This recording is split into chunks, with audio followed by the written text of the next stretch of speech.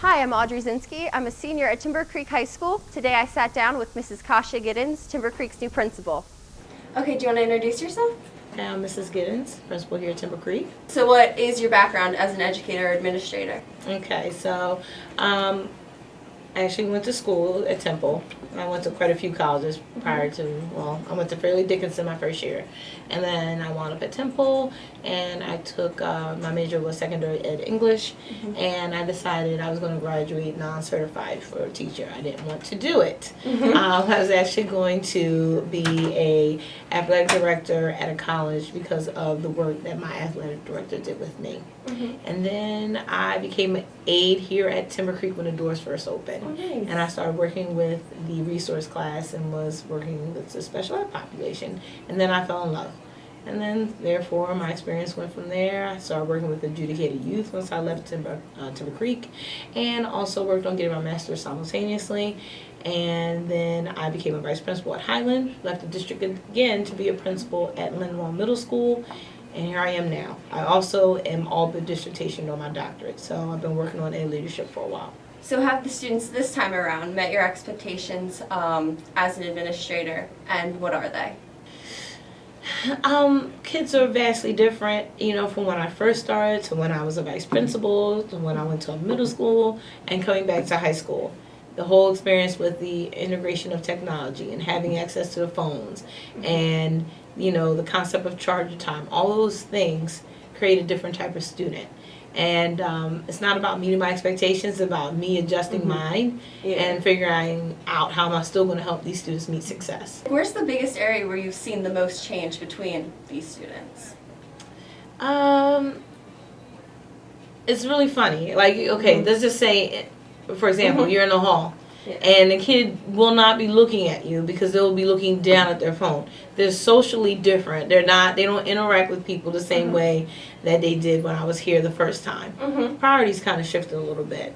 And so those are some of the things I've noticed immediately. Do you think those are things that like you need to adjust to, or do you think that they need to adjust to, or that you both have to? As the building leader, I feel like I need to make the adjustment first, and then I still need to find a way to make sure that they can socialize with real live human beings and make sure that they have good relationships and rapport with the teachers so they can take those relationships outside the building once they move on and leave here.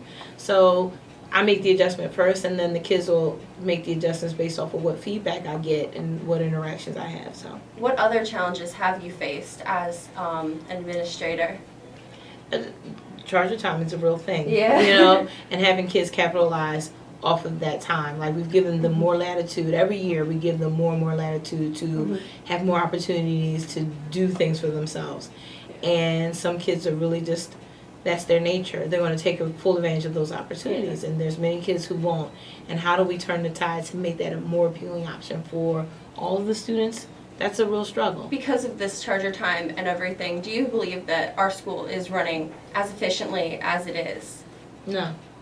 What would you like? No, my follow-up question was gonna be like, what would you like if you could magically change anything? What would you add or subtract to make it better? I see the benefits of like a charger time situation.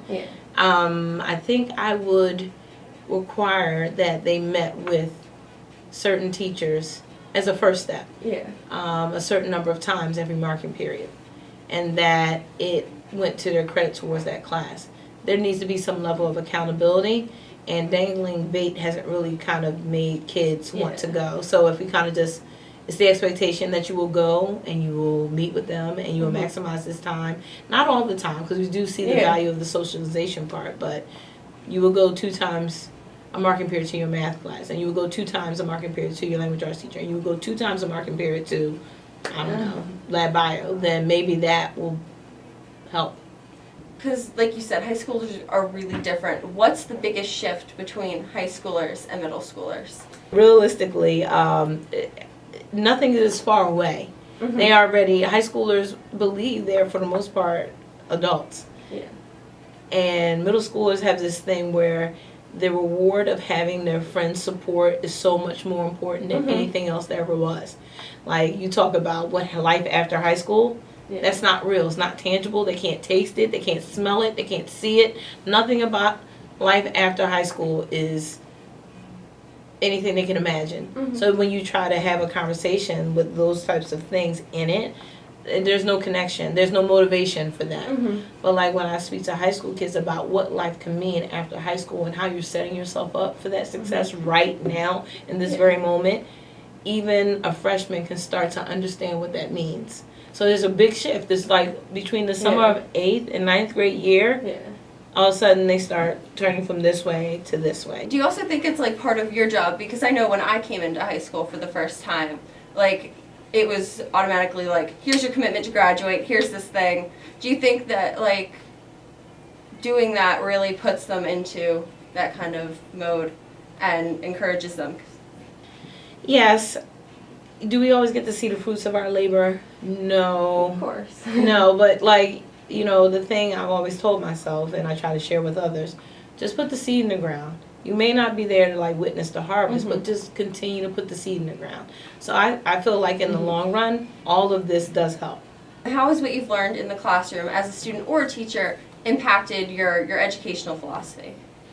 I really think about myself, and I've experienced a lot of things getting to this point. And every experience that I've had, I've allowed it to be the lens in which I view my work. And it's helped me work with a lot of different types of students, with a lot of different backgrounds. Because although I'm like one human being with like, you would think with just like one variety of experiences, I've experienced so much, I've been able to find a connection with almost every person that I work with or I meet for the most part. I'm like, oh, that's what's going on with you? I've got something in common with you. And so that's kind of how I have changed my philosophy. So like, it was fun at first. Oh, I can do this. And then I really found my work to be more meaningful the longer that I've done it. And that I could really have a great impact. And when the kids start coming back or you see them in places and they're still happy to see you despite you having suspended them or not giving them what they thought they wanted at that time because you're giving them what they needed. Like being morally true and really caring about young people at the essence of who they are, if they get their algebra or their, you know, their chem equations or not. That really has been my mission. That's become like over time. I didn't realize it at first that was my mission, but it's my mission now. For all of these students, because you do have to like work on their growth, do you believe, because Timber Creek is a wide variety of students, that we have all of the things necessary to help that wider variety of students? I think we do. I don't think it's about working harder. I just feel like it's about using our resources more smartly in a better way. So, like, you know, you can have a recipe and you can have all the ingredients, but if you put them in the pot or put them in the bowl wrong, the thing could be completely nasty, right? Too much salt, your cookies are terrible. Too much butter, they'll spread all over the, you know, the cookie tray. So if we could just use the tools that we have in a more accurate way, a more efficient way, in a more caring way, then I think we'll be fine. So is there anything specific you want to see at TC that we don't like already like have, like an event or anything else? I don't know if it's an event. I'm really just looking for a change of mindset. So, you know, I want the kids in general, the students, to be more thoughtful and caring of their peers. Not so much in a nosy way, like I need to know what's going on with you, but holding the door for one another. Not being so quick to bully with this incessant on social media, not treating people well. Trying to show more support, like realizing that our families out here may do a good job or they may not. Nobody's perfect, right? But when we come to this building, we spend about 7-8 hours together a day, and we're a family. And then family takes care of one another when it's done right. So I want to show that to the kids, and I want to show that to the staff, and I feel like if we can do that, that would really be like the key to kind of really helping this building do things more smoothly. You've already done things like that with challenging and stuff. How do you continue to do stuff like that? It's really just taking inventory of where I am. I mean, I started in July, and so to make all these vast decisions and changes before I really get to know where I am, it's very different than where I was in 2001, right? I need to know the players, what their strengths are, what they bring to the table, and then really try to work on people's strengths and then covering other people's weaknesses. You know, like I'm not the smartest human being in the world, but my goal is to know what everyone is good at and really highlight those things, right? So that's really what I am. This whole year is about taking inventory. Yes, have I made some changes? You've probably seen a couple of things, and you see me a lot, I hope, and you hear my voice enough, I hope. And so you get to know me, and people get to know like why I'm here. Like you really understand. Like at the end of the day, I didn't know Miss Giddins well, but I think I could tell she really cared about us. You know. I know everybody kind of feels that way. We see you out in the hallway, and like I'm sure that you have, like you said, taken inventory in what's going on in the school. And after this small taste of what you have, what are your long-term goals for Timber Creek? First of all, I just want more of my kids to graduate. Mm-hmm. That's your first step. That's your first step to adulthood done well, right? Yeah. Get your diploma. You spend all this time here in the first place. Like spending 5 years here, nonsense. This is not a college program. We don't need to drag this out, right? It's being supported by the taxes. You get it mostly for free, right? Free public education. So let's raise the graduation rates. Let's get kids getting what they need and get out of here. And then making sure that kids have viable options when they leave. So if it's not college, having a trade, having a, something they can do. So having a direction in which to go. So if you want to work towards something outside of high school, you graduate. Yeah. Making a connection like this, things aren't so far off.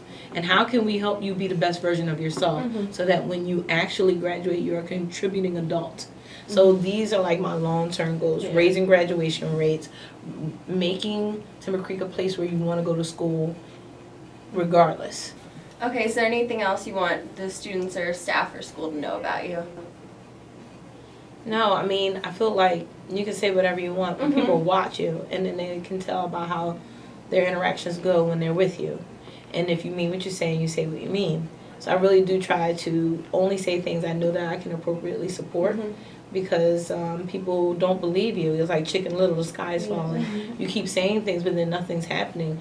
People have less trust in who you are and what you can do. And they don't bring you the problems, and they don't expect that you can solve them if you don't really follow through with your actions.